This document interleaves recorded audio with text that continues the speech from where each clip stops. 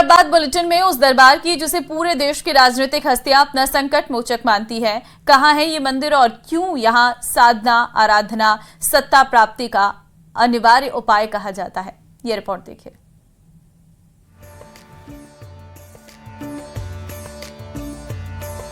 दस दिक्पाल नित भाल चरणों से सदा रुद्र 11 की ही प्रतीति प्रीत पाई है। द्वादश दिनेश द्वितीय पूजते त्रयोदशी में 14 भुवन में सुयश राशि छाई है। जिसकी कृपा से असंभव भी संभव हो जाए, उस दरबार में आस्था का ज्वार क्यों ना उमड़े। तस्वीरें बांसवाड़ा जिले से करीब 18 किलोमीटर दूर तलवाड़ा गांव में अरावली पर्वतमाला के बीच माता त्रिपुर सुंदरी के भव्य और दिव्य मंदिर की हैं। 52 शक्ति पीठों में से एक माना जाता है मंदिर। 18 भुजाओं वाली है मां की मूर्ति। सिंह, मयूर और कमलासन पर विराजमान है मां।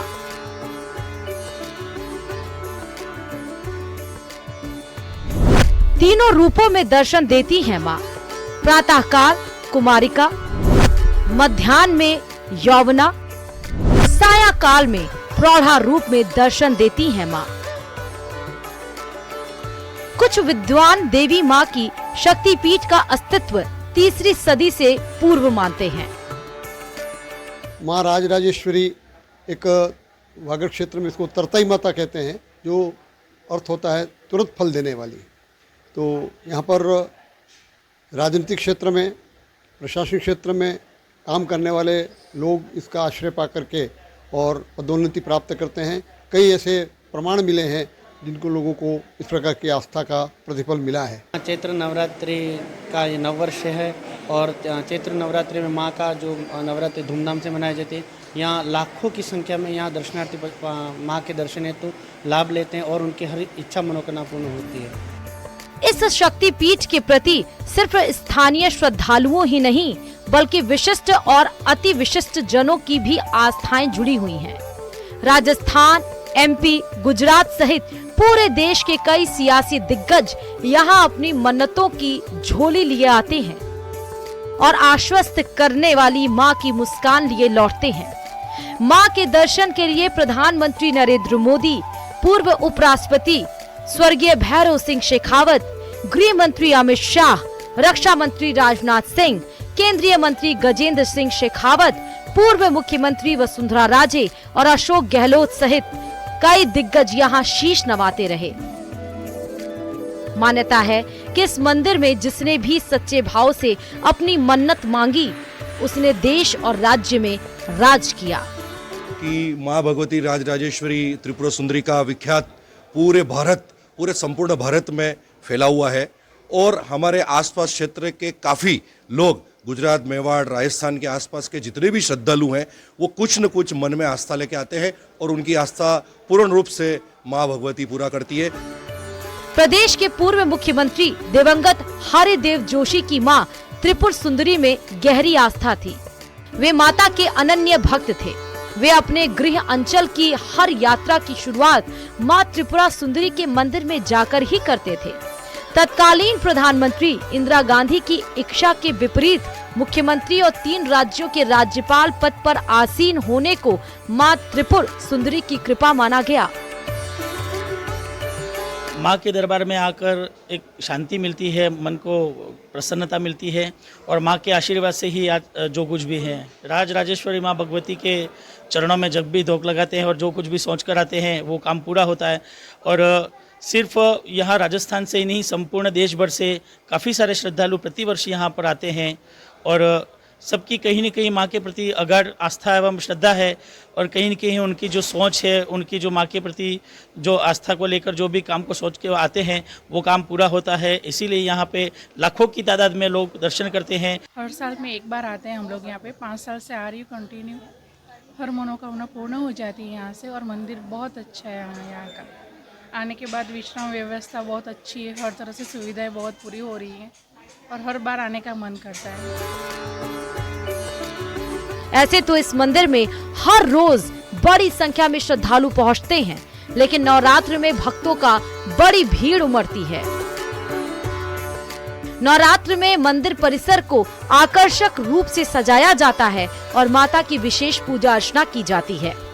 मंदिर ट्रस्ट ने बताया कि लाखों की संख्या में श्रद्धालु यहाँ पर आएंगे नवरात्रि के पर्व पर, चैत्र नवरात्रि में, और अष्टमी के दिन यहाँ पर मेला भी भरा जाएगा। 8 दिन अलग अलग विविध कार्यक्रम का आयोजन भी किया गया है, जिस दौरान जो मंदिर के मुख्य पुजारी है उन्होंने भी बताया कि मंदिर में माता जी के विविध कार्यक्रम का आयोजन होगा और पूजा अर्चना की जाएगी। बांसवाड़ा से आकाश सेठिया, न्यूज़ 18 राजस्थान। बारां जिले में एक ऐसा स्कूल भी है जो बच्चों को डराता है, जिस स्कूल की छत के नीचे बैठे बच्चे कई बार चोटिल हो चुके हैं। ये स्कूल मौजूदा शिक्षा मंत्री मदन दिलावर के द्वारा साल 2007 में समग्र शिक्षा अभियान के तहत 2 कमरों में शुरू किया गया था। हम यहाँ बात कर बावन माता की झोपड़ियां गांव के उच्च प्राथमिक स्कूल की कर रहे हैं। ये स्कूल किसी खंडहर से कम नजर नहीं आता। महज 18 साल में ही इस बिल्डिंग की दुर्दशा ऐसी है कि कभी भी हादसे का अंदेशा बना रहता है। इस स्कूल में कुल 38 बच्चे पढ़ते हैं, लेकिन ये बच्चे पढ़ाई को जितना दिमाग में रखते हैं उससे अधिक इनके सिर पर स्कूल भवन की छत के गिरने का खतरा घूमता रहता है। इस स्कूल के कई बच्चे ऐसे भी हैं जिन पर छत से गिट्टियां गिर चुकी हैं और वो घायल हो चुके हैं।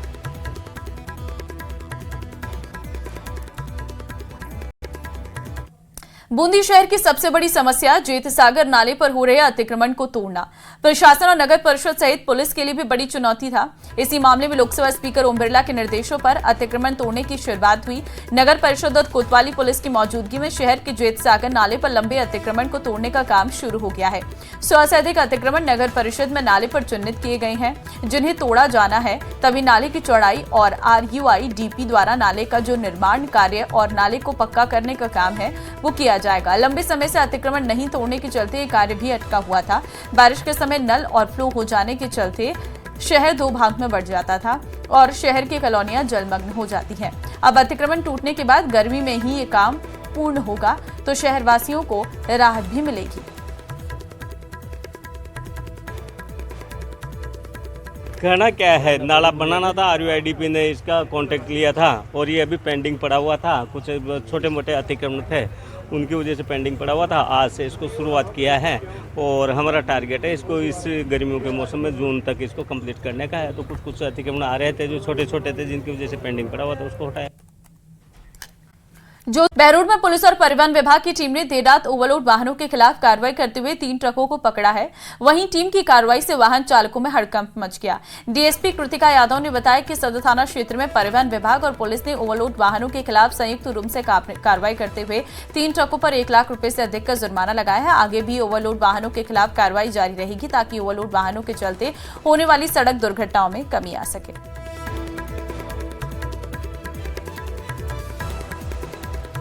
सवाईमाधोपुर स्थित प्रदेश के सबसे बड़े रणथंभौर टाइगर रिजर्व में कुछ ऐसी तस्वीरें सामने आई हैं जो पूरे सिस्टम पर ही सवाल खड़े कर रही है। रणथंभौर टाइगर रिजर्व में पॉलीथीन पर बैन है, इसके बावजूद यहां की तस्वीरें कुछ और ही बयां करती हैं। वन विभाग की लापरवाही से रणथंभौर टाइगर रिजर्व में पॉलीथीन और कचरा नजर आ रहा है और वन्यजीव पॉलीथीन खा रहे हैं। वन कर्मियों की लापरवाही से पर्यटक पैक्ड खाद्य सामग्री अपने साथ टाइगर रिजर्व में ले जाते हैं और कचरे को वहीं फेंक देते हैं, जिसके चलते वन क्षेत्र में कई जगह ये कचरा नजर आने लगा है।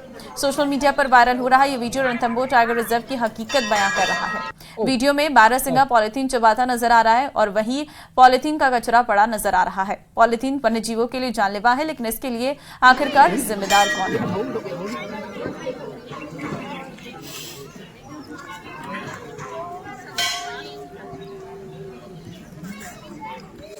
और चलिए